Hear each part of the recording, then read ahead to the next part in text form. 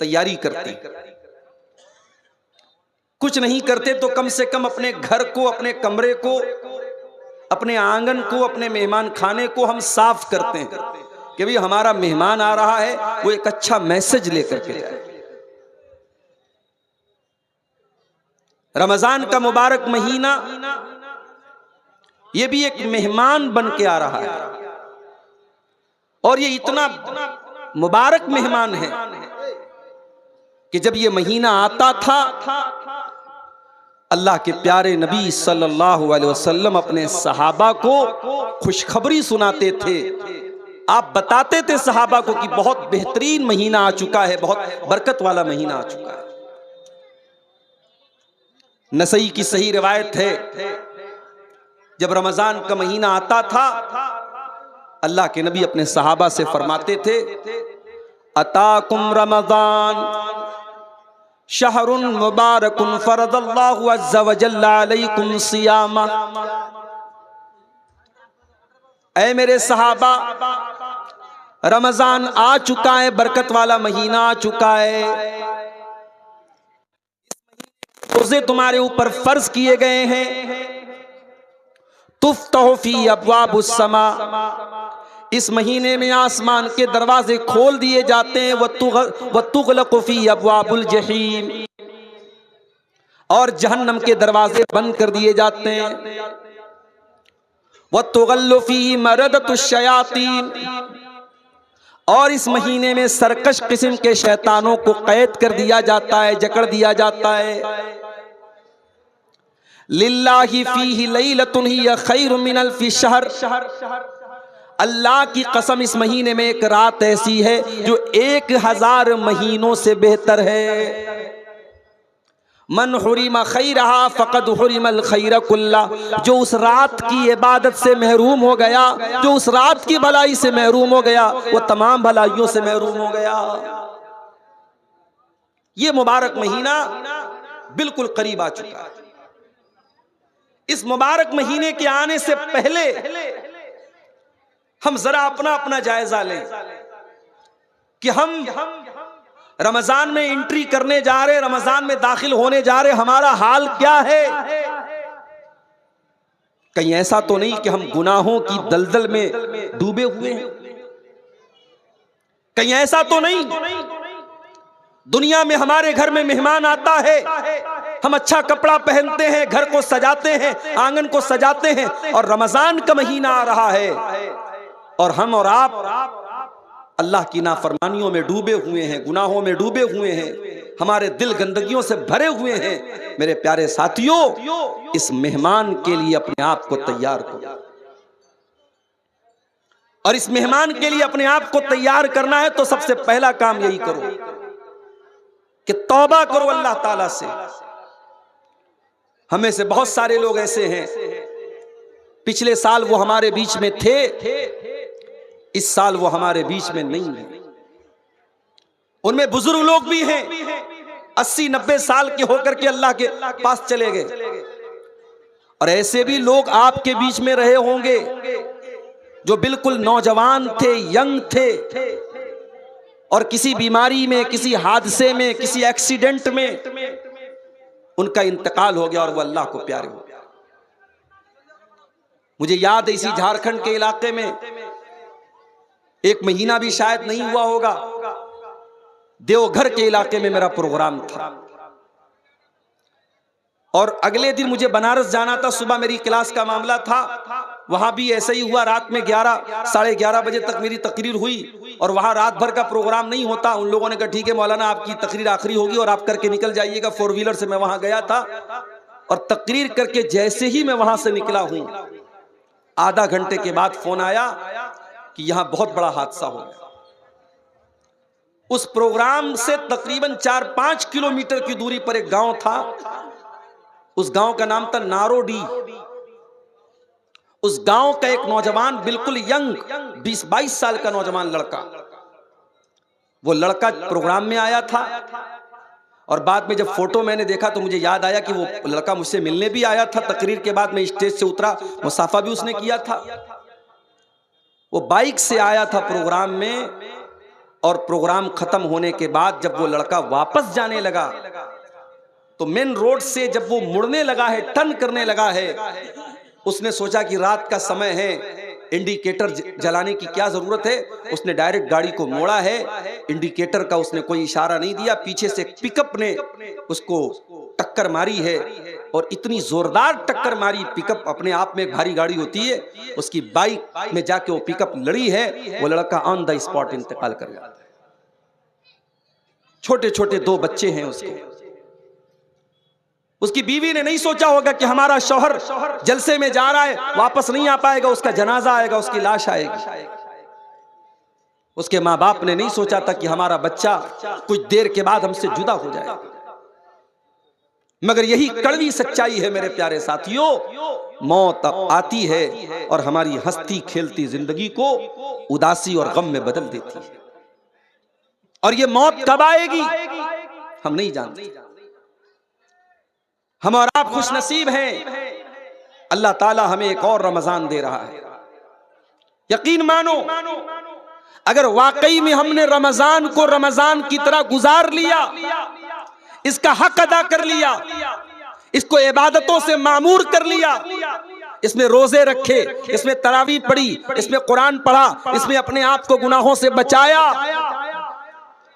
तो हम उन लोगों से बेहतर साबित होंगे अल्लाह ताला के यहाँ जो हमसे पहले दुनिया से चले गए। और उनके मुकाबले में अल्लाह ताला के यहाँ हमारा दर्जा और मकाम इंशाअल्लाह ऊंचा होगा, क्योंकि हमें जिंदगी में एक रमजान और मिल रहा है। नबी अकरम के दौर में एक ही इलाके के 2 लोग ईमान लाते हैं, दोनों साथ में इस्लाम लाते हैं, दोनों साथ में कलमा पढ़ते हैं। दोनों में से एक इंसान दीन के मामले में ज्यादा मेहनती होता है, ज्यादा एक्टिव होता है, ज्यादा फुर्तीला होता है।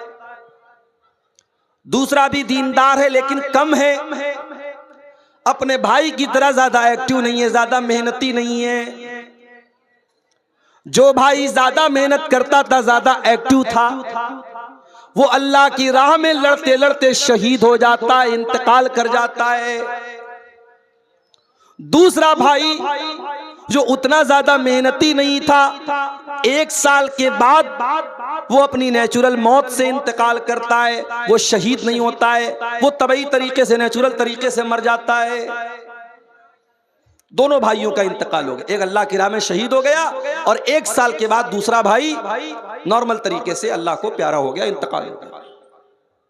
अब जरा गौर से सुनिएगा, हदीस के जो रावी हैं हजरत तलहा बिन उबैदुल्लाह, ये वो सहाबी हैं जो 10 सहाबे किराम जिनको नबी ने जन्नती होने की बशारत सुनाई है, जिनको अशरे मुबश्शरा कहा जाता है, उनमें से एक है हजरत तलहा रजी अल्लाह ताला, वो हदीस के रावी हैं। हजरत तलहा कहते हैं कि मैंने ख्वाब देखा कि मैं जन्नत के दरवाजे पर खड़ा हूं। इतने में जन्नत में से एक आने वाला आया, यानी फरिश्ता आया, और उसने उन 2 भाइयों में जिसका इंतकाल बाद में हुआ था उसको जन्नत में जाने की इजाजत दे दी। और उसके बाद जो अल्लाह की राह में शहीद हुआ था, जो मेहनती लड़का था, जो मेहनती इंसान था, उसको उसके बाद जन्नत में जाने की इजाजत दी।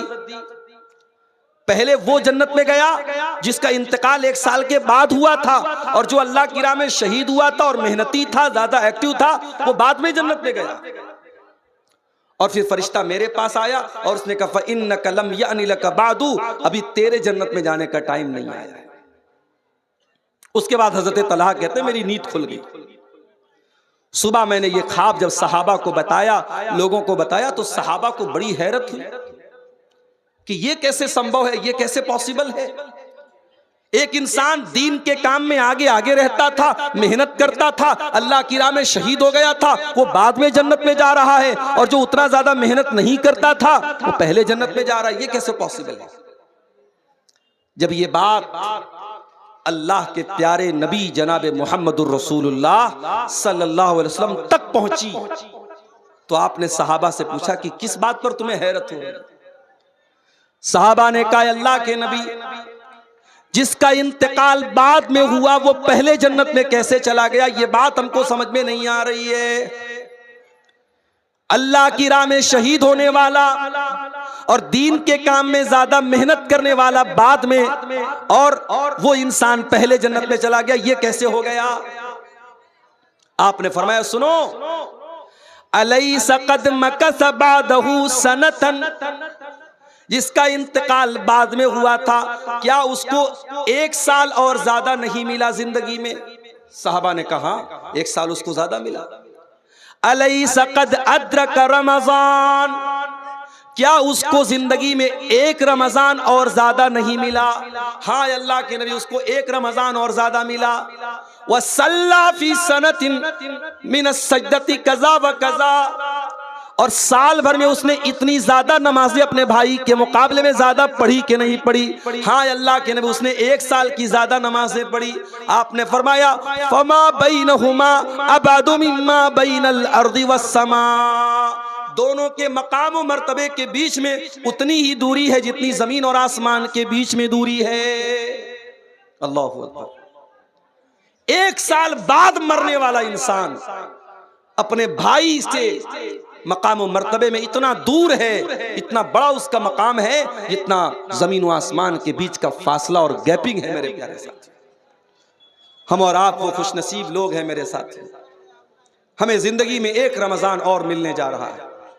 दुआ कीजिए, और सहाबा भी ये दुआ करते थे, अल्लाहुम्मा सल्लिम लना, अल्लाहुम्मा सल्लिमना ले रमजान, ऐ अल्लाह तू रमजान तक हमको सलामत रख, व सल्लिम लना रमजान, और रमजान को सलामती वाला हमारे लिए बना दे, व तसल्लम हो मिन्ना मुतकब्बला, और रमजान में हम जो इबादत करें ऐ अल्लाह तू उसको कबूल फरमा ले। ये सहाबा की दुआ थी, ये ताबईन की दुआ थी। मेरे साथियों, आओ दुआ करें हम, अल्लाह ताला हमको सेहत के साथ, सलामती के साथ रमजान के महीने को गुजारने की तौफीक अता फरमाए।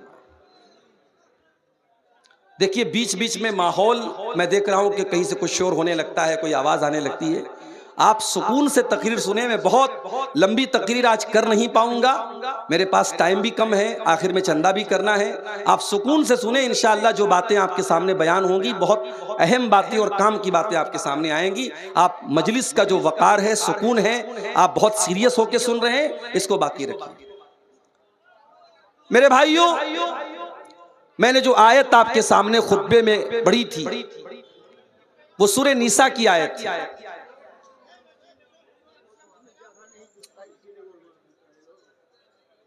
सूरह निसा की उस आयत में अल्लाह ताला ने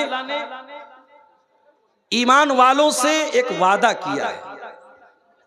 जरा उस वादे को देखिए, अल्लाह ने क्या वादा किया। इन तजतनिबू कबाइर मा तुनहूना अन्हु,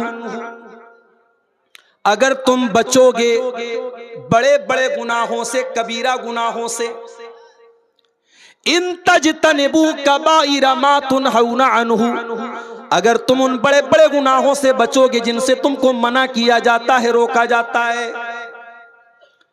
इन तजतनिबू कबाइर मा तुनहूना अन्हु नुकफ्फिर अन्कुम सय्यिआतिकुम, अगर तुम कबीरा गुनाहों से बचोगे, अगर तुम बड़े बड़े गुनाहों से बचोगे तो हम बाकी के गुनाहों को तो ऐसे ही माफ कर देंगे। वनुदखिलकुम मुदखलन करीमा, और हम तुमको बेहतरीन जगह में दाखिल करेंगे, जन्नत में दाखिल करेंगे, हम तुमको जन्नती बना देंगे अगर तुम कबीरा गुनाहों से बचोगे। सवाल ये पैदा होता है, कबीरा गुनाह किसको कहते हैं? अभी रुक जाइए, कबीरा गुनाह किसको कहते हैं इसका मतलब हम अभी आपको समझाएंगे। आइए एक और आयत देखते हैं, कुरान के 27वें पारे की सूरह नज्म की आयत। अल्लज़ीना यजतनिबूना कबाइरल इस्मि वल फवाहिश इल्लल लमम, अल्लाह के नेक बंदे वो होते हैं जो कबीरा गुनाहों से और गंदे कामों से बचते हैं, जो जिना से बचते हैं, जो बदकारी से बचते हैं, जो फहश कामों से, वल्गर कामों से, अश्लील कामों से बचते हैं। इल्लल लमम, हाँ अगर कभी पैर फिसल जाए, कभी कोई छोटी मोटी गलती हो जाए तो अलग बात है, इंसान होने के नाते, लेकिन अल्लाह के नेक बंदों की पहचान यही है कि वो बड़े बड़े गुनाहों से बचते हैं। अल्लज़ीना यज्तनिबून कबाइरल इस्मि वल फवाहिश इल्लल लमम। अल्लाह फरमाता है वो बड़े बड़े गुनाहों से बचते हैं अल्लाह के नेक बंदे। इन्ना रब्बका वासिउल मगफिरा, बेशक तुम्हारा रब बहुत ज्यादा माफ करने वाला है। हुआ आलमु बिकुम इज अंशाकुम मिनल अर्दी, अल्लाह तो तुम्हें तब से जानता है जब तुम्हें अल्लाह ताला ने मिट्टी से पैदा किया था। तुम्हारे बाप आदम को अल्लाह ताला ने मिट्टी से पैदा किया था। व इज अंतुम अजिन्नतुन फी बुतून उम्महातिकुम, और अल्लाह ताला तो तुमको तब भी जानता था जब तुम माँ के पेट में थे, अभी पैदा भी नहीं हुए थे, माँ के पेट में थे तुमको डॉक्टर भी देखने के लिए अल्ट्रासाउंड कराता था। अल्ट्रासाउंड के जरिए तुम्हें तुम्हारे मूवमेंट को देखता था, तुम्हारे जिंदगी को देखता था डॉक्टर। वहां माँ के पेट में भी तुमको अगर कोई जानता था तो अल्लाह जानता है। इंसानों, अपनी औकात से ज्यादा उछल कूद मत मचाओ। तुम्हारा अल्लाह तुमको तब से जानता है जब तुम माँ के पेट में थे। फला तुज़क्कू अनफुसकुम, अपने आप को ज्यादा पाक साफ बनने की कोशिश न करो। अल्लाह तुम्हारी एक एक कमजोरी को जानता है, एक एक गुनाह को जानता है। हुआ आलमु बिमन इत्तका, अल्लाह को खूब पता है कि कौन अल्लाह से डरने वाला है, कौन मुत्तकी है, कौन परहेजगार है। दो आयतें मैंने आपके सामने पढ़ी, एक सूरह नज्म की आयत पढ़ी और एक सूरह निसा की आयत। इन दोनों आयतों में कॉमन बात क्या मिली कि अल्लाह के जो नेक बंदे होते हैं वो कबीरा गुनाहों से बचते हैं। सवाल ये पैदा होता है कबीरा गुनाह किसको कहते हैं? तो नोट कर लीजिए कि कबीरा गुनाह उन गुनाहों को कहा जाता है जिनको शरीयत में, जिनके करने वाले के ऊपर जहन्नम की वईद सुनाई गई, जिसके करने वाले पर कुरान में या अल्लाह के रसूल की हदीसों में कहा गया हो कि अगर ये काम करोगे तो जहन्नम में जाओगे, वो कबीरा गुनाह। या उस काम पर अजाब की वईद आई हो कि अजाब मिलेगा तुमको, या उस काम के करने वाले पर शरीयत में हद जारी की गई हो। मिसाल के तौर पे जिना है, अगर कुंवारा लड़का लड़की जिना करेगा 100 कोड़े मारे जाएंगे और 1 साल के लिए शहर से निकाला जाएगा। शादीशुदा अगर जिना करेगा उसको पत्थरों से मार मार के खत्म किया जाएगा। चोरी करने वाले का हाथ काटा जाएगा। तो जिस गुनाह पर शरीयत में हद जारी की गई हो, सजा मुकर्रर की गई हो, वो गुनाह भी कबीरा गुनाह है।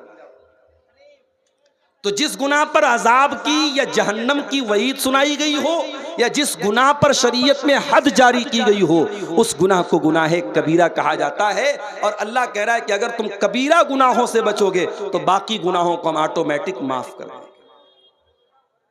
अब सवाल ये पैदा होता है कि कौन कौन से गुनाह ऐसे हैं जो कबीरा गुनाह है? बहुत सारे ऐसे गुनाह हैं और 1-1.5 घंटे की, 1.25 घंटे की तकरीर में उन सारे गुनाहों को आपके सामने बयान नहीं किया जा सकता। उलमा ने मोटी मोटी किताबें लिखी है, कभी मौका मिले तो पढ़ो मेरे प्यारे साथियों। अगर फेसबुक से और इंस्टाग्राम से और सोशल मीडिया पर वाहियात चीजों को देखने से अगर मौका मिले तो कम से कम कुछ मुताला कर लो, कुछ स्टडी कर लो, कुछ पढ़ लो। और ये तो हमारे बड़े काम की चीजें और हमारी आखिरत की नजात इससे जुड़ी है कि हम जाने कि वो कौन से गुनाह हैं जो कबीरा गुनाह है, ताकि उन गुनाहों से हम अपने आप को, अपने दामन को बचा लें। तो सारे गुनाहों को तो बयान नहीं किया जा सकता, चंद मोटी मोटी चीजों को, चंद अहम चीजों को जिनको शरीयत में कबीरा गुनाह कहा गया है, आज की तकरीर में मैं बयान करूंगा और उसके बाद आपसे इजाजत ले लूंगा। सबसे बड़ा गुनाह, कबीरा गुनाहों में भी सबसे बड़ा गुनाह, अकबरुल कबाइर कौन सा गुनाह है? चलो भाई जमालपुर वालों, चलो आपका एक इंटरव्यू ले लेते हैं, बताओ कौन सा गुनाह है? शिर्क करना। अकबरुल कबाइर, तमाम कबीरा गुनाहों में सबसे बड़ा गुनाह क्या है? अल्लाह के साथ शिर्क करना। क्या मतलब अल्लाह के साथ शिर्क करना? अल्लाह के साथ शिर्क करने का मतलब यह है कि अल्लाह ताला का हक किसी और को दे देना। जो काम अल्लाह ताला के लिए करना जायज है वो काम किसी और के लिए करना। मिसाल के तौर पे अल्लाह के अलावा किसी और से दुआ करना, अल्लाह के सिवा किसी और के नाम से जानवर ज़बाह करना, अल्लाह के सिवा किसी और के आगे सजदा करना, अल्लाह के सिवा किसी और के बारे में ये अकीदा रखना कि ये मेरी बिगड़ी बना देगा, ये मेरी बीमारी दूर कर देगा, ये मेरी तकलीफ दूर कर देगा, ये मेरा दुख दूर कर देगा, ये शिर्क है। और ये शिर्क कितना बड़ा गुनाह है, आइए कुरान खोलते हैं। इन्नल्लाह ला यगफिरु अन युशरक बिही व यगफिरु मा दून ज़ालिका लिमन यशा। अल्लाह ताला शिर्क को माफ नहीं करेगा। शिर्क से छोटे जो गुनाह हैं, शिर्क से कमतर जो गुनाह हैं, वो तो अल्लाह ताला क्या माफ हो जाएंगे, शिर्क माफ होने वाला नहीं है। इन्नहु मन युशरिक बिल्लाहि फ़क़द हर्रमल्लाहु अलैहिल जन्नह। जो अल्लाह के साथ शिर्क करेगा अल्लाह ताला ने उसके ऊपर जन्नत को हराम कर दिया है। व मअवाहुन्नार, उसका ठिकाना जहन्नम है। व मा लिज़्ज़ालिमीन मिन अंसार, और शिर्क करने वालों का अल्लाह ताला क्या कोई मददगार नहीं होगा, कोई साथ देने वाला नहीं होगा। इतना खतरनाक गुनाह है शिर्क। अल्लाह ने कुरान में सूरह अनाम के अंदर 18 नबियों का जिक्र करने के बाद फरमाया वलौ अशरकू लहबिता अन्हुम मा कानू यामलून। अगर हमारे ये 18 नबियों ने भी अगर शिर्क किया होता, इनकी सारी नेकियां बर्बाद हो गई होती। सबसे बड़ा गुनाह शिर्क करना। अल्लाह कुरान में अपने नबी से कहता है वलक़द ऊहिया इलैका व इलल्लज़ीना मिन क़ब्लिका लइन अशरकत लयहबतन्न अमलुक व लतकूनन्न मिनल ख़ासिरीन। ऐ मेरे हबीब, अगर आपने भी शिर्क कर दिया तो आपके भी तमाम के तमाम अमल बर्बाद हो जाएंगे और आप भी खसारा उठाने वालों में से हो जाएंगे। शिर्क से अपने आप को बचाओ मेरे साथ।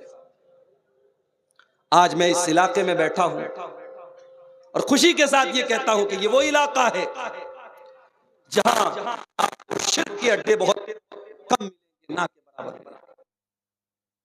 एक बड़ी तादाद हमारे उन भाइयों की है जो कुरान और हदीस को फॉलो करते हैं, जो शिर्क को बिदअत से दूर है। बहुत खुशी की बात है और बहुत की बात है मेरे साथ।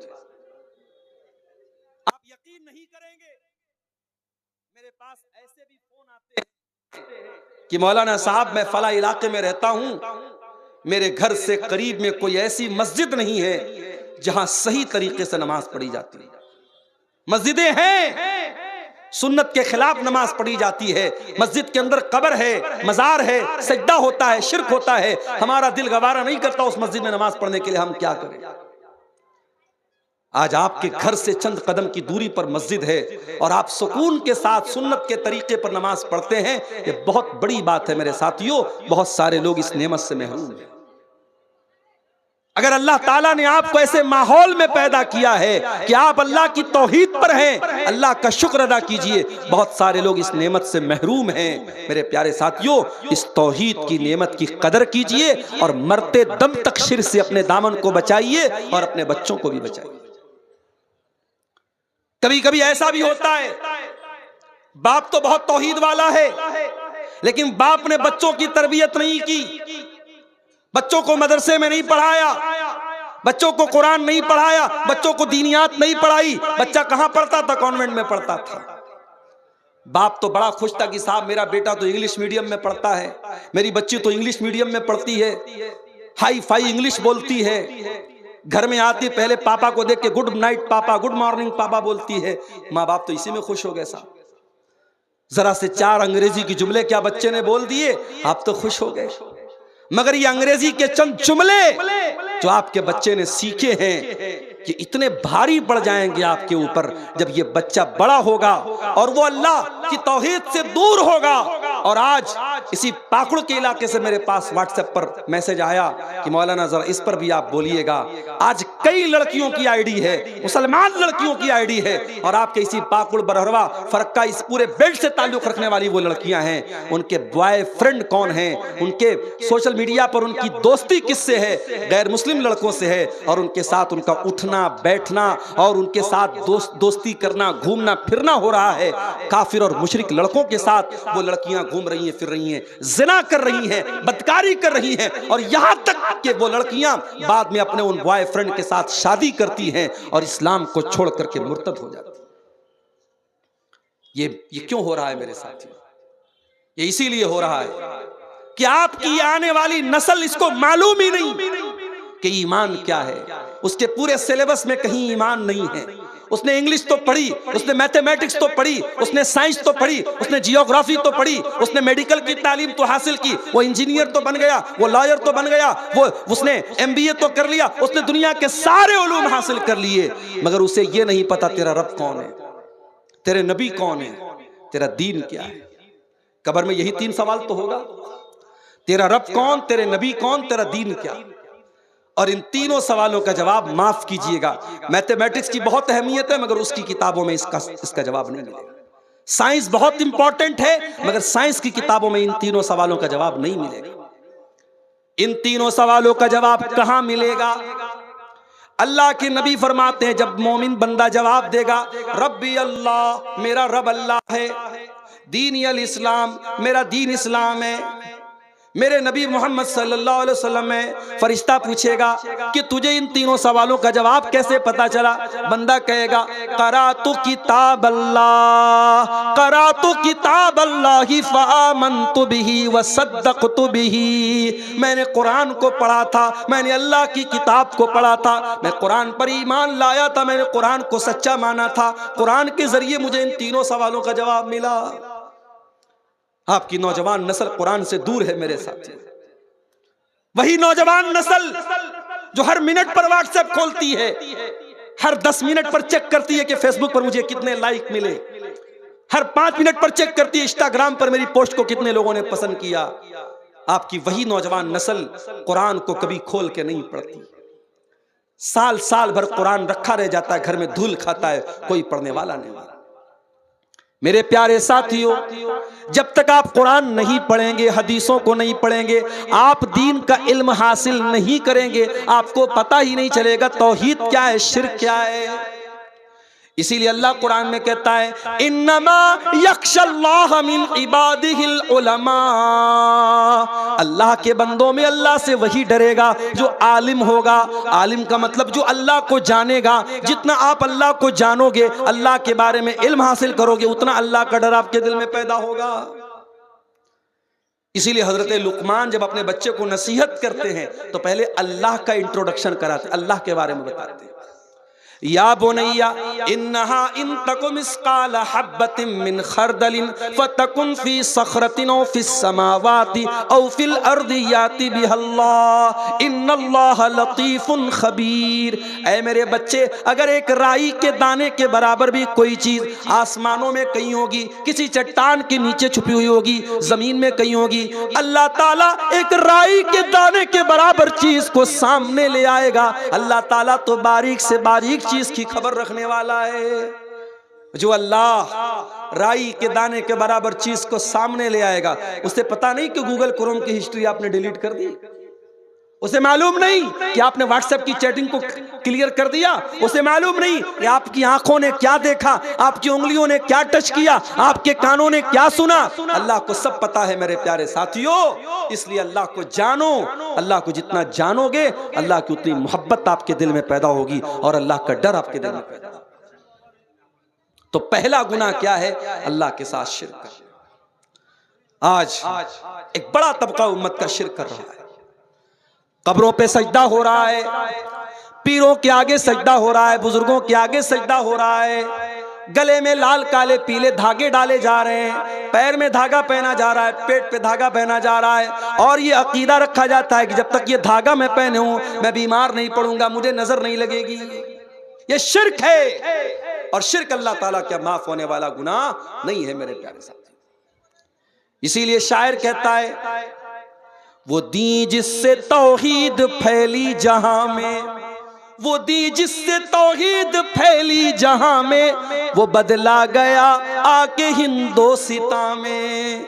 जिस दीन के जरिए तौहीद फैली थी, वो दीन आकर के हिंदुस्तान में बदल गया, और हिंदुस्तान में उस दीन के मानने वाले कब्र परस्त बन गए, बुजुर्गों के आगे सजदा करने वाले बन गए, तावीज पहनने वाले बन गए, अल्लाह को छोड़ करके गैरुल्लाह की इबादत करने वाले बन गए। इसीलिए मौलाना हाली कहते हैं, करे गैर गर बुत की पूजा तो काफिर, कवाकिब में माने करिश्मा तो काफिर, झुके आग पर बहरे सजदा तो काफिर, जो ठहराए बेटा खुदा का तो काफिर, मगर मोमिनों पर कुशादा है राहें, परस्तिश करें शौक से जिसकी चाहें, नबी को जो चाहें खुदा कर दिखाएं, इमामों का रुतबा नबी से बढ़ाएं, मज़ारों पे जा जा के नजरें चढ़ाएं, शहीदों से जा जा के मांगे दुआएं, न तौहीद में कुछ फर्क इससे आवे, न इस्लाम बिगड़े न ईमान जावे। मुसलमान शिर्क कर रहा है और मुसलमान ये सोचता है कि साहब मैं तो कलमा पढ़ता हूं, मेरा शिर्क तो शिर्क नहीं है। नहीं, अल्लाह का कानून एक है मेरे प्यारे साथी।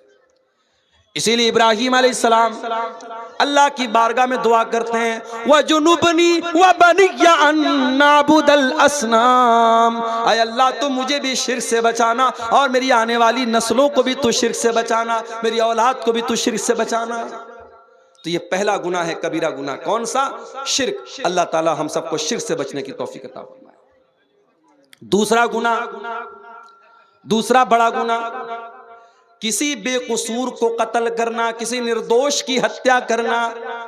वला तक़्तुलुन नफ्सल्लती हर्रमल्लाहु इल्ला बिल हक़्क़ि, किसी इंसान को कत्ल न करो, इसकी जान को अल्लाह ताला ने हराम करार दिया है। हाँ, उसको कत्ल किया जा सकता है जिसको कत्ल करने का हक है, जिसको कत्ल करने की शरीयत में परमिशन दी गई है। किसको कत्ल करने की परमिशन दी गई है? अल्लाह के नबी फरमाते हैं, 3 लोग ऐसे हैं जिनको कत्ल करने की शरीयत में इजाजत दी गई है।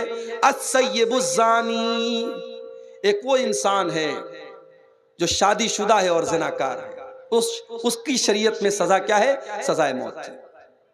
नंबर 2, वल मुफारिक़ु लिदीनिही, इस्लामी हुकूमत के अंदर कोई मुर्तद हो जाए, कोई मुर्तद हो जाए, मुसलमान था काफिर हो जाए, और इस्लामी हुकूमत है तो उसकी भी सजा सजाए मौत है। वन नफ्सु बिन नफ्सी, और जान के बदले जान है। अगर कोई किसी का मर्डर कर दे, किसी को कत्ल कर दे, तो कातिल को भी क़िसास के तौर पे कत्ल किया जाएगा। हाँ, अगर जिसको कत्ल किया गया उसके घर वाले, उसके गार्जियन अगर माफ कर दे तो अलग बात है, वरना कातिल की सजा सजाए मौत है। तो कत्ल करना ये दूसरा बड़ा गुनाह है। अब अगर किसी को लगता है कि इस्लाम आतंकवाद का धर्म है, तो उसे कुरान की इन आयतों को पढ़ लेना चाहिए। इस्लाम तो किसी एक इंसान को भी कत्ल करने की इजाजत नहीं देता। बेकसूर लोगों को बम से उड़ा देना, ये सब कुछ हो सकता है, इस्लाम नहीं हो सकता है। ये काम किसी भी मजहब का मानने वाला करे, इस्लाम का मानने वाला अगर ये काम करता है तो कान खोल करके सुन ले, इस्लाम का दामन इससे बरी है। इस्लाम बेगुनाहों की हत्या करने की इजाजत नहीं देता है। और आगे बढ़िए, तीसरा कबीरा गुनाह, वला यज़्नून, अल्लाह के नेक बंदे जिना नहीं करते। जिना करना, बदकारी करना, ये तीसरा बड़ा गुनाह है। इतना बड़ा ये गुनाह है कि कुरान में अल्लाह ने जब जिना का जिक्र किया, ये नहीं फरमाया कि जिना मत करो, फरमाया वला तक़रबुज़्ज़िना इन्नहु कान फ़ाहिशतन व साअ सबीला, जिना के करीब भी मत जाओ, जिना के करीब भी मत जाओ, ऐसा कोई काम ही मत करो कि जिना की नौबत आए। इसीलिए जब औरत घर से निकले, इस्लाम ने हुक्म दिया वो पर्दे में निकले। या अय्युहन नबिय्यु कुल लिअज़वाजिका व बनातिका व निसाइल मुमिनीना युदनीना अलैहिन्ना मिन जलाबिबिहिन्ना ज़ालिका अदना अन युरफ़ना फला युज़ैन। ऐ नबी अपनी बीवियों से कह दीजिए, अपनी बेटियों से कह दीजिए और तमाम मुसलमान औरतों से कह दीजिए, जब वो घर से निकले तो अपने ऊपर जिल्बाब डाल लें, अपने ऊपर चादर डाल लें, अपने हुस्न की नुमाइश न करें, अपनी खूबसूरती को जाहिर न करें, पर्दे में रहें। ये पर्दा उनकी पहचान बनेगा, ये पर्दा दुनिया को बताएगा ये इज्जतदार लड़कियां हैं और कोई उनको छेड़ने की जरूरत नहीं करेगा। ये पर्दे का हुक्म क्यों दिया गया?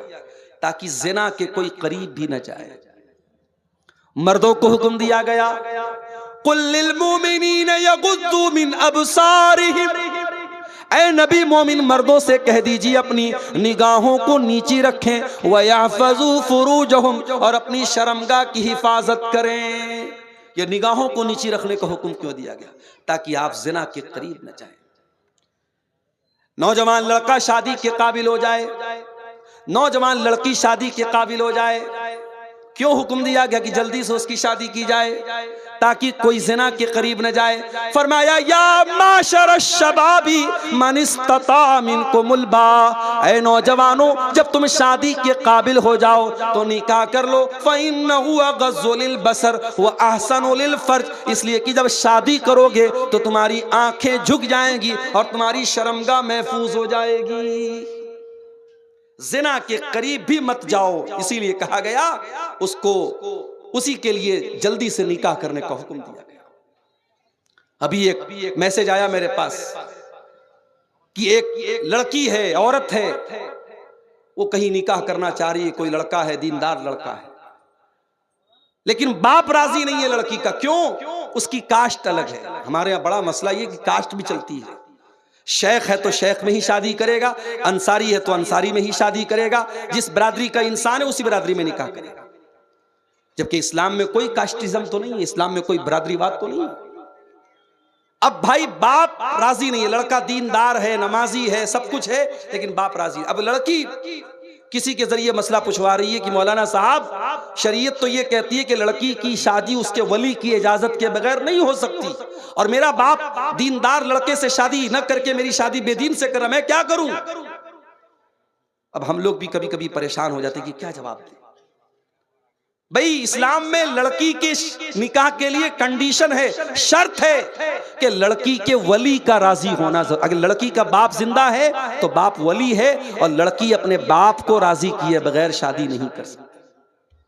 लेकिन अब यहां सिचुएशन ये है कि लड़की किसी दीनदार लड़के से निकाह करना चाह रही है और कोई ऐप भी उसके अंदर नहीं, और लड़की का बाप तैयार नहीं है, और लड़की का बाप जिससे निकाह करना चाह रहा है वो लड़का दीनदार नहीं है। अब मैंने इस पर जब मसला देखा, उलमा के फतवे देखे, तो अल्लामा इब्न उसैमीन का एक फतवा देखा। उन्होंने कहा कि अगर किसी ऐसी सिचुएशन में लड़की का बाप गलत जगह लड़की की शादी कर रहा है, जो रिश्ता सही नहीं है, लड़का दीनदार नहीं है, और लड़की का बाप सिर्फ उसकी जमीन जायदाद और दौलत देकर के शादी कर रहा है, तो ऐसी कंडीशन में लड़की के वली होने के हक से वो महरूम हो जाएगा, और उस इलाके के जो जिम्मेदार लोग होंगे, जो आलिम होंगे बड़े, या जो उस इलाके का जो जिम्मेदार होगा, उसको लड़की जाएगी और वहां जाकर के अपना केस रखेगी और वो वली बन करके उस लड़की का सही जगह निकाह कराएगा।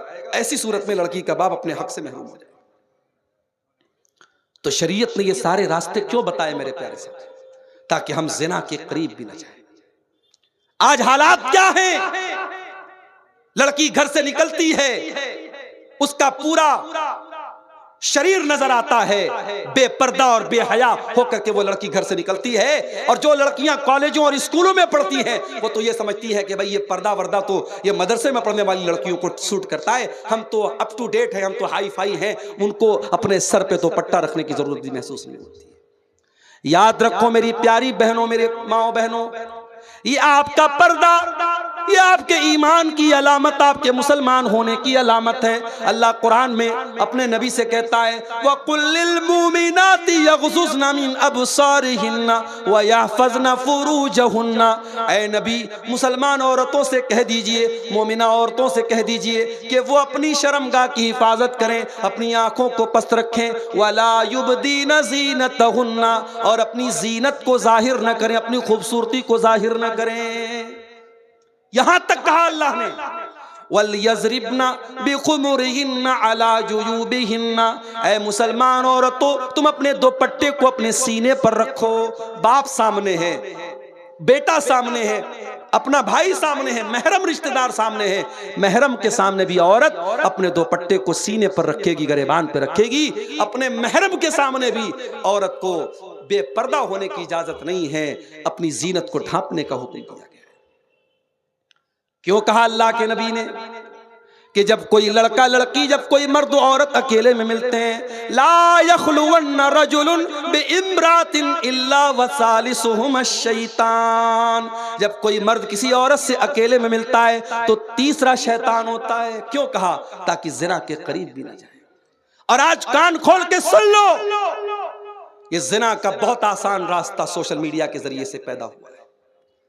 ये व्हाट्सएप पर जो बातें हो रही हैं, ये जो फेसबुक के जरिए इंट्रोडक्शन हो रहा है, बाप माफ कीजिएगा, मैंने ऐसे केस भी देखे हैं। लड़का मदरसे का पढ़ा हुआ आलिम है, लड़की मदरसे की पढ़ने वाली आलिमा है, सारी जिंदगी कुरान और हदीस पढ़ते पढ़ाते, मेरा रब अल्लाह है, दीन अल इस्लाम, मेरा दीन इस्लाम है, मेरे नबी मोहम्मद सल्लल्लाहु अलैहि वसल्लम में फरिश्ता पूछेगा कि तुझे इन तीनों सवालों का जवाब कैसे पता चला?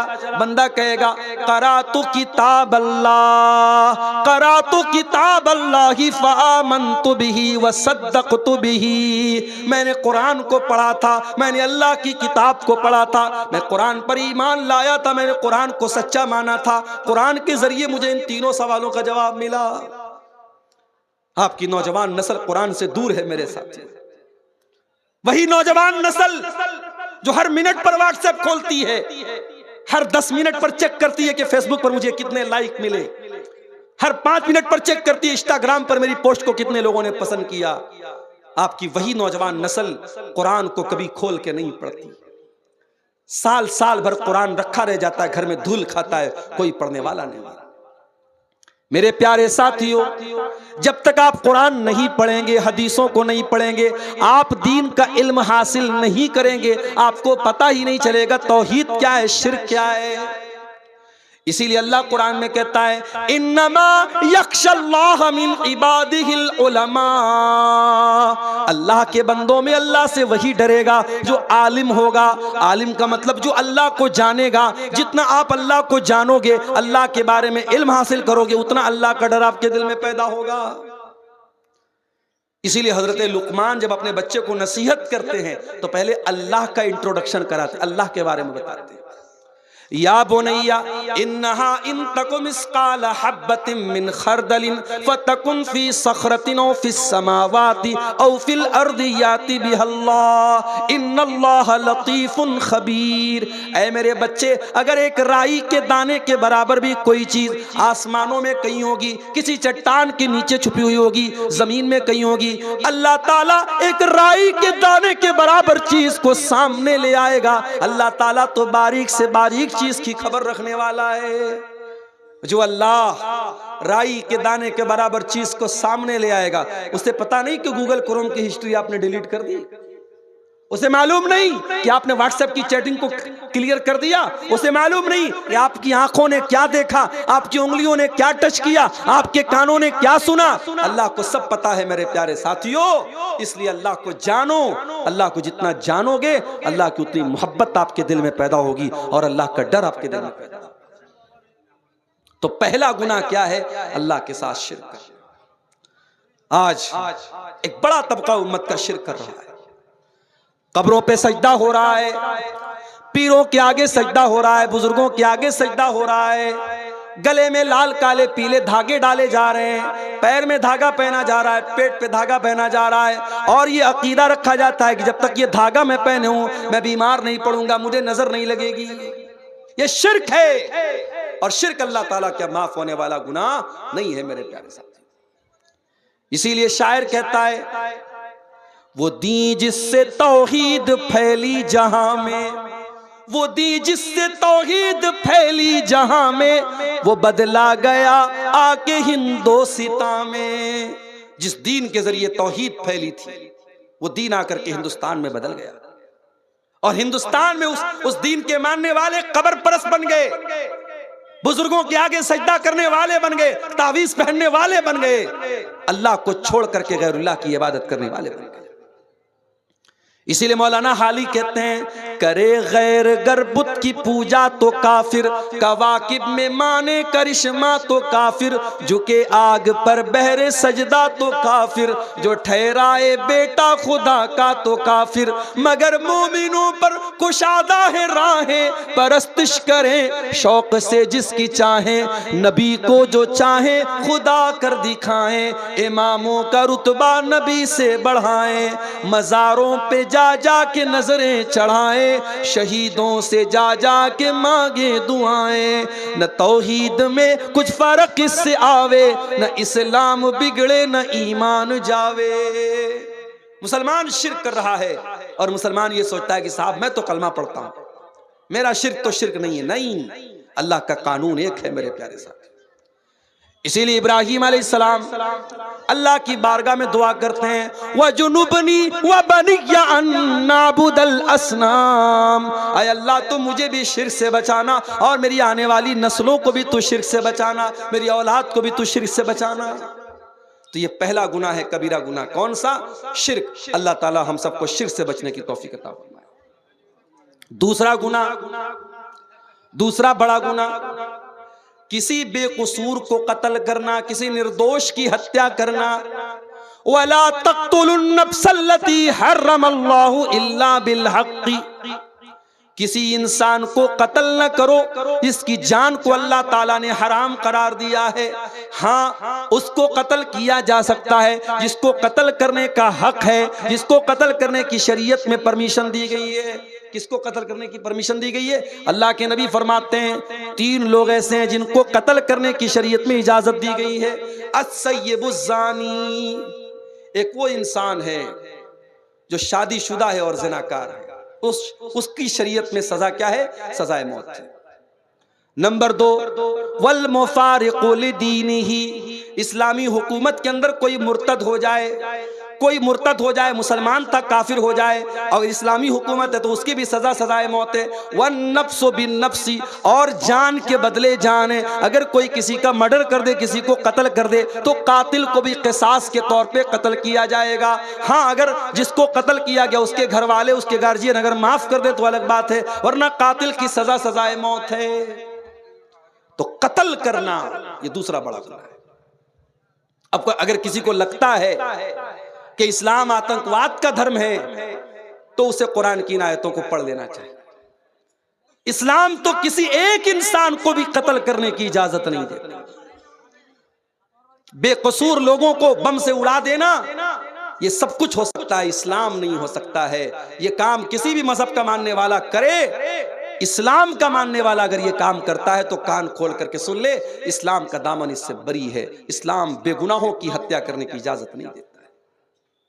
और आगे बढ़िए, तीसरा कबीरा गुनाह, वला यज़्नून, अल्लाह के नेक बंदे जिना नहीं करते। जिना करना, बदकारी करना, ये तीसरा बड़ा गुनाह है। इतना बड़ा ये गुनाह है कि कुरान में अल्लाह ने जब जिना का जिक्र किया, ये नहीं फरमाया कि जिना मत करो, फरमाया वला तक़रबुज़्ज़िना इन्नहु कान फ़ाहिशतन व साअ सबीला, जिना के करीब भी मत जाओ, जिना के करीब भी मत जाओ, ऐसा कोई काम ही मत करो कि जिना की नौबत आए। इसीलिए जब औरत घर से निकले, इस्लाम ने हुक्म दिया वो पर्दे में निकले। या अय्युहन नबिय्यु कुल लिअज़वाजिका व बनातिका व निसाइल मुमिनीना युदनीना अलैहिन्ना मिन जलाबीबिहिन्ना ज़ालिका अदना अन युरफ़ना फला युज़ैन। ऐ नबी, अपनी बीवियों से कह दीजिए, अपनी बेटियों से कह दीजिए और तमाम मुसलमान औरतों से कह दीजिए, जब वो घर से निकले तो अपने ऊपर जिल्बाब डाल लें, अपने ऊपर चादर डाल लें, अपने हुस्न की नुमाइश न करें, अपनी खूबसूरती को जाहिर न करें, पर्दे में रहें। ये पर्दा उनकी पहचान बनेगा, ये पर्दा दुनिया को बताएगा ये इज्जतदार लड़कियां हैं और कोई उनको छेड़ने की जुर्रत नहीं करेगा। ये पर्दे का हुक्म क्यों दिया गया? ताकि ज़िना के कोई करीब भी न जाए। मर्दों को हुक्म दिया गया, कुल लिल मुमिनीना यग़ुद्दू मिन अबसारिहिम, ऐ नबी मोमिन मर्दों से कह दीजिए अपनी निगाहों को नीची रखें, व यहफ़ज़ू फ़ुरूजहुम, और अपनी शर्मगाह की हिफाजत करें। ये निगाहों को नीचे रखने का हुक्म क्यों दिया गया? ताकि आप जिना के करीब न जाएं। नौजवान लड़का शादी के काबिल हो जाए, नौजवान लड़की शादी के काबिल हो जाए, क्यों हुक्म दिया गया कि जल्दी से उसकी शादी की जाए?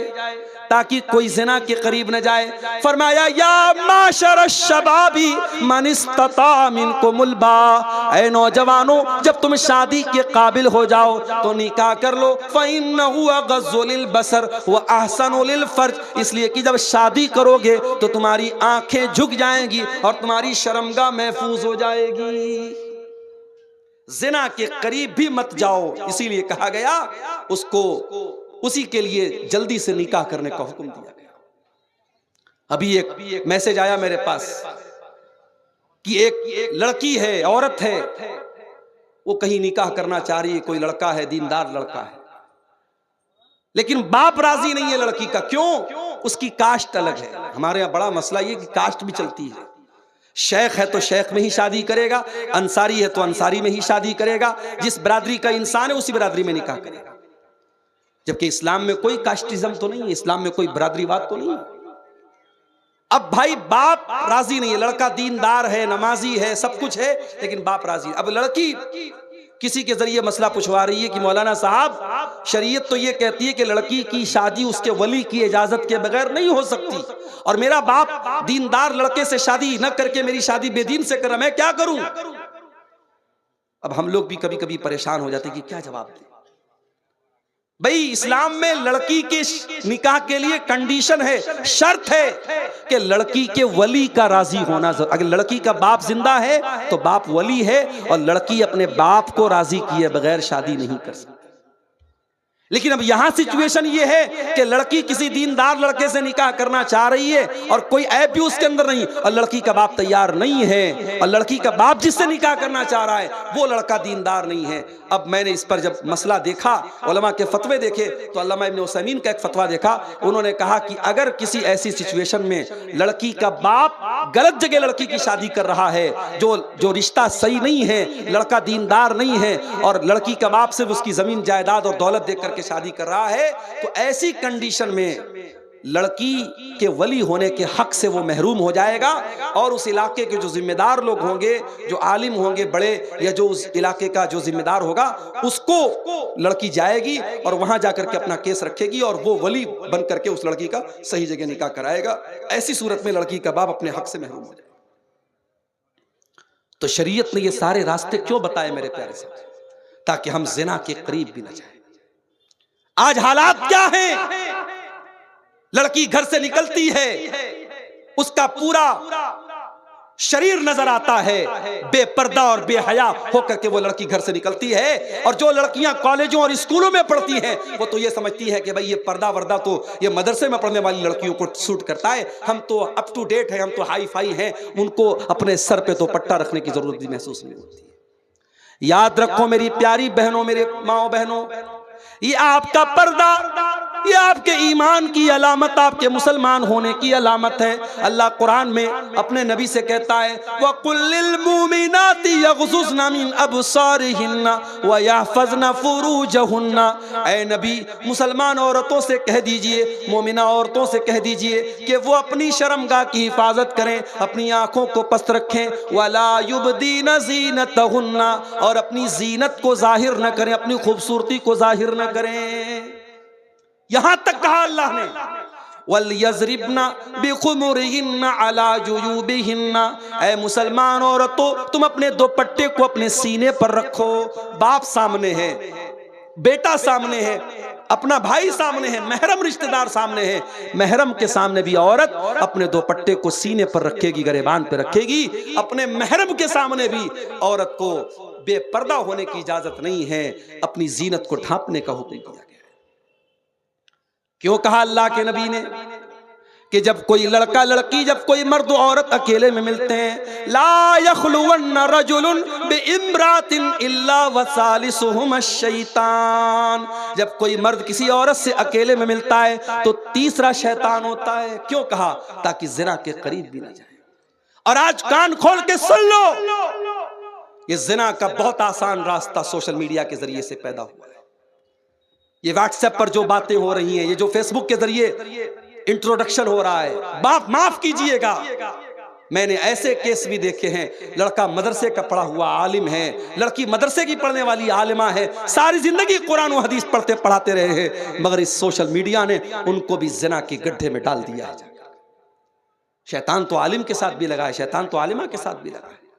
खबरदार, अपनी बहनों से कहना चाहूंगा और उनके गार्जियन से भी कहना चाहूंगा, लड़कियां अगर अभी छोटी हैं, क्या जरूरत है उनके हाथ में मुस्तकिल एक मोबाइल देने की। मैं ये नहीं कहता लड़कियां मोबाइल इस्तेमाल ना करें, अभी बच्ची छोटी है, अभी क्लास 8-9 में पढ़ रही है, उसके हाथ में अपना पर्सनल मोबाइल होना क्यों जरूरी है। जब लड़कियां समझदार हो जाएं, मैच्योर हो जाएं, तब उनको मोबाइल दीजिए और इस नसीहत के साथ मोबाइल दीजिए कि ये मोबाइल नहीं है, ये दो धारी तलवार है, इस तलवार से तुम अपने आप को भी कत्ल कर सकती हो, अपनी इज्जत का जनाजा भी इसी मोबाइल से निकाल सकती हो। अपनी बहनों से कहना चाहूंगा, अगर आपको फेसबुक पर आईडी बनाने का शौक है तो बनाओ। अगर आप ये कहती है कि हम फेसबुक का इस्तेमाल अल्लाह के दीन की तबलीग के लिए करते हैं और अच्छी चीजों को शेयर करते हैं, इस बात की गारंटी मुझे दे दीजिए कि आप किसी के साथ चैटिंग नहीं करेंगे। शैतान कहां से हमें जिना के रास्ते पे लेके जाएगा, हम सोच भी नहीं सकते। मेरे साथ मुसलमान लड़की फेसबुक चला रही है, दूसरा मुसलमान लड़का उसके प्राइवेट चैट बॉक्स में आता है, अस्सलाम वालेकुम मेरी इस्लामी बहन कैसी हो तुम। पहले सलाम से बात शुरू होती है, इस्लामी बहन कह करके बात शुरू करता है और फिर मुलाकातें और बातें और लंबी चौड़ी बातें और एक दूसरे का इंट्रोडक्शन, और फिर शैतान कहां लेके पहुंचा देता है, बदकारी और ज़िनाकारी तक लेके जाके पहुंचा देता है। इसलिए खबरदार, सोशल मीडिया के इस फितने से अपने दामन को बचाओ। मैंने शुरू में जो तकरीर के पहले एक नज़्म पढ़ी थी, उस नज़्म में भी मैंने यही पैगाम दिया था, इस मोबाइल से हम बेहया हो गए। आज बेहयाई इस मोबाइल ने बहुत फैला दिया है मेरे साथ। आप यकीन नहीं करेंगे, छोटी छोटी बच्चियां, क्लास 8 क्लास 9 में पढ़ने वाली बच्चियां, आज जब वो स्कूलों में जाती हैं तो अब वो बहुत अच्छे घर से ताल्लुक रखती हैं, दीनदार घर है, बाप नमाजी है, भाई नमाजी है, माँ नमाजी है, घर में दीन का माहौल है। लेकिन जब स्कूल में जाती हैं तो वहां दूसरी लड़की कहती है, अरे तेरे कितने बॉयफ्रेंड हैं। ये बॉयफ्रेंड बनाने का कल्चर, ये गर्लफ्रेंड बनाने का कल्चर, ये लड़का लड़कियों का दोस्ती करने का कल्चर, फिर मिलने जुलने का कल्चर, ये आज हमारे समाज को बर्बाद कर रहा है, हमारी छोटी छोटी बच्चियों को ज़िना के रास्ते पे लेके जा रहा है। आज आप बड़े बड़े शहरों की बात नहीं कर रहा हूं, ये पाकुड़ तो एक छोटा शहर है। आप पाकुड़ चले जाएं, फरक्का चले जाएं, मालदा चले जाएं, आप मुसलमानों की किसी बस्ती में चले जाएं, आज जो ज़िना के अड्डे हैं, जो होटल्स हैं, जो पार्क हैं, जो रेस्टोरेंट्स हैं, कोई ऐसा ज़िना का अड्डा नहीं मिलेगा जहां आपको कोई बुर्का नशीन लड़की, बुर्का पोस्ट लड़की आपको न मिल जाए। आज ज़िना के इन अड्डों पर आपकी बुर्का वाली इस्लामी बहनें भी पाई जा रही हैं। ये पूरी कौम के लिए चुल्लू भर पानी में डूब मरने का मकाम है मेरे साथ। वला तक़रबुज़्ज़िना, ऐ मेरे बंदो तुम ज़िना के करीब भी न जाना। नबी अकरम को ख्वाब में वो मंजर दिखाया गया, आपने देखा कि एक तंदूर है, जिस तंदूर के अंदर कुछ मर्द औरत उल्टे लटके पड़े हैं और नीचे से आग के शोले आते हैं और उनकी शर्मगाहों में दाखिल हो रहे हैं, और जब उनकी शर्मगाह में वो शोले जाते हैं वो चिल्लाने लगते हैं। आपने पूछा ये कौन लोग हैं, ये कौन लोग हैं जिनको ये दर्दनाक अजाब दिया जा रहा है। फरमाया गया हाउलाइ ज़ुनातु वज़्ज़वानी, ऐ अल्लाह के नबी ये आपकी उम्मत के ज़िनाकार मर्द और ज़िनाकार औरतें हैं। बड़ी दर्दनाक सजा है ज़िना और बदकारी की। ये चंद लम्हों की लज्जत आपकी आखिरत को बर्बाद कर देगी। इसलिए मेरे भाइयों, ये तीसरा बड़ा गुनाह है ज़िनाकारी करना, इससे अपने दामन को बचाओ। और आगे बढ़िए, व अकुलुर रिबा, सूद खाना, ब्याज खाना। ब्याज खाना आज कहीं बंधन लोन के नाम से, कहीं जो है औरतों को लोन देने की स्कीम के नाम से, अलग अलग तरीके से सूद और ब्याज के तरीके हमारे समाज में चल रहे हैं। कहीं हैवी डिपॉजिट के नाम पे, कहीं अपने खेत को दूसरे को पैसा दे करके, बड़ी रकम दे के खेत को दे दिया गया और वो खेत से फायदा उठा रहा है और हम उसके पैसे से फायदा उठा रहे हैं। ये तमाम शक्लें आप अपने उलमा से पूछिए कौन सी शक्ल सूद है, कौन सी शक्ल सूद नहीं है। अगर सूद है और आप सूद की रकम खा रहे हैं तो आप अपनी आखिरत को बर्बाद कर रहे हैं मेरे साथियों। अल्लाह कुरान में कहता है यमहकुल्लाहु रिबा व युर्बिस सदक़ात, अल्लाह ताला सूद को मिटाता है और सदका खैरात को बढ़ाता है। सूद खा करके आप अपने माल की बरकत को खत्म कर रहे हैं मेरे साथी। ये सूद बहुत बड़ा गुनाह है, इतना बड़ा गुनाह है कि कुरान कहता है फ़इल्लम तफ़अलू फ़ाज़नू बिहर्बिम मिनल्लाहि व रसूलिही, अगर तुम सूद खाना नहीं छोड़ोगे तो अल्लाह से और उसके रसूल से जंग करने के लिए तैयार हो जाओ। तो सूद खाना बहुत बड़ा गुनाह है। वह अक्लो मालिल यतीम, यतीम का माल खाना भी कबीरा गुनाह है, यतीम का माल खाना भी बड़ा गुनाह है।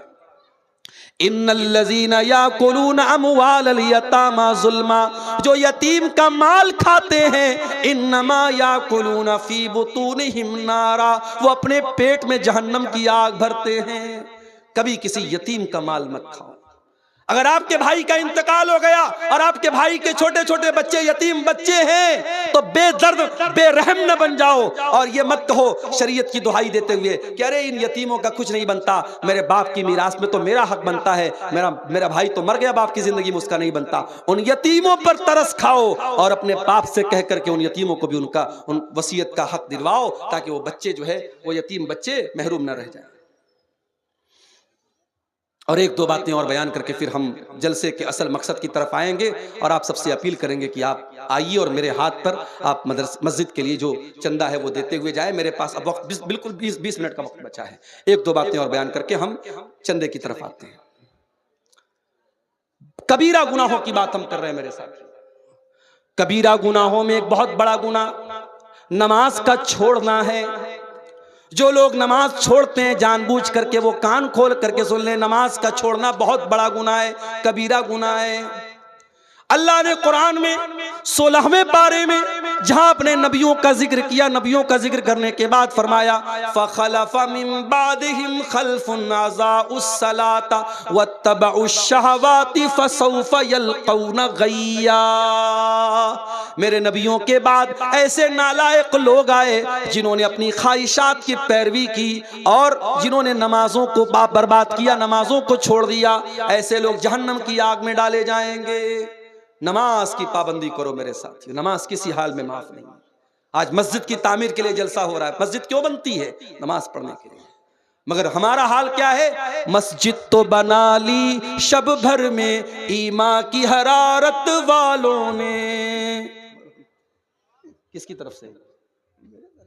अच्छा अच्छा, देखिए मैं सबका नाम नहीं ले पाऊंगा, ये हमारे बुजुर्ग हैं, इन्होंने मस्जिद की तामीर के लिए ये बिस्मिल्लाह किया है।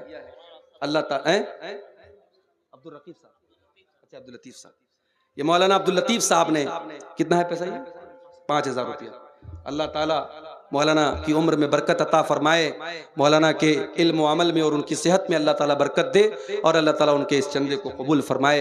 मेरे प्यारे साथियों आ जाइए, मेरे पास वक्त बहुत कम है, 15 से 20 मिनट का टाइम बचा है। अल्लाहु अकबर। ये देखिए मोतियुर रहमान भाई ने 500 रुपये का चंदा पेश किया है। ये किसी बेनाम साहब ने, साहिब खैर ने 500 और 1000 का चंदा पेश किया है। रब्बुल आलमीन आप सबके चंदे को कबूल फरमाए। आलम माशाअल्लाह, आलम भाई ने 10,000 रुपया मस्जिद के लिए ताउन पेश किया है। अल्लाह ताला आलम भाई के इस चंदे को कबूल फरमाए, उनके माल में बरकत दे। भाइयों आओ आगे बढ़ो, ये अल्लाह के घर का मामला है। अल्लाह का घर आपको दावत दे रहा है, बुला रहा है। आप मोहब्बत करते हैं अगर मस्जिद से, दीन से, उलमा से, आप आगे बढ़िए और बढ़ चढ़ करके इसमें हिस्सा लीजिए। माशाअल्लाह ये हमारे मुस्तफीज भाई हैं, इन्होंने अपने वालिद की तरफ से ये 500 रुपये का चंदा पेश किया है। वालेकुम सलाम। अल्लाह ताला आपके इस चंदे को 500 रुपये चंदा आपने पेश किया है, अल्लाह कबूल फरमाए। और ये हफीजुर रहमान साहब हैं, इन्होंने 100 रुपये का चंदा पेश किया है। अल्लाह ताला इनके